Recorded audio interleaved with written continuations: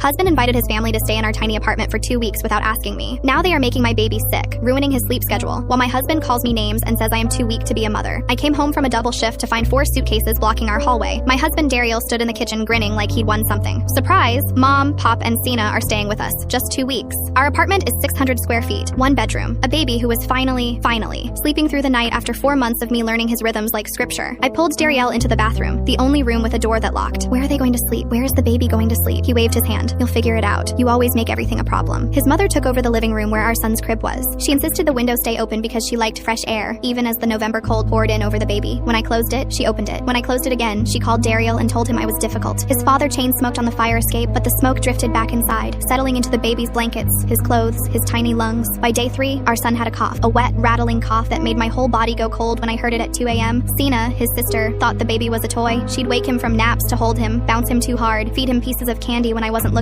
I found a butterscotch wrapper in his crib and nearly screamed. When I asked her to please let him sleep, she pouted to Daryl, and Daryl came to me with that look. You're embarrassing me. They're guests. Family helps family. They're making him sick, I said. Listen to him breathing. Baby's mother raised 3 kids. You've had one for 4 months and you think you know better than her? The sleep schedule collapsed entirely. The open window, the noise, the smoke, the cousin who arrived on day 5 and stayed 2. Our son went from sleeping 8 hours to waking every 90 minutes, screaming, inconsolable, burning slightly warm to my lips against his forehead. I stopped sleeping. I'd sit up holding him, watching the door, listening to his chest. Daryl slept fine on the couch, having given our bed to his parents. One night I asked him, begged him really, to tell them to close the window and stop smoking near the baby. He stood up in the dark living room and said it loud enough for everyone to hear. You are too weak to be a mother. Look at you, falling apart because a few people came to visit. My mother would be ashamed of you. His mother, awake on our bed, laughed. I didn't cry. I was too tired to cry. Instead, I did the only thing I had energy left for. I started writing things down. The date the cough started. Photos of the open window with the baby beneath it, time-stamped. A video of Sina shaking him awake. The father's cigarette stubbed out in a saucer beside the crib. I recorded Daryl, without him knowing, calling me weak and worthless while his son coughed in the background. I wasn't planning revenge, planning proof for myself so that when I doubted my own mind at 4 a.m., I could look and know I wasn't crazy. On day 9, the baby's fever hit 103. I didn't ask permission this time. I took him to the emergency room while the whole family slept. The doctor listened to his chest, asked about smoke exposure, asked about his environment. I showed her my phone, the timestamps, the photos. She was quiet for a moment. Whoever's smoking near an infant with this cough needs to stop today, and I'm noting all of this in his file. When I came home at dawn, Daryl was awake and furious that I'd run off and made a scene. I set the discharge papers on the counter, the pediatric note, the line about secondhand smoke and respiratory distress in an infant. His mother read it over his shoulder. I watched her face change, watched her realize a doctor had written down what happened in her son's home. We should go, his father said quietly from the doorway. He'd read it too. They were packed by noon. Daryl didn't call me weak again. He didn't say much of anything, because there was nothing to say that the paper hadn't already said better. I kept the recordings, not to use, just to keep. Our son sleeps through the night again now. I sit in the quiet and listen to him breathe, in and out, clear and easy. The window closed, the air his own.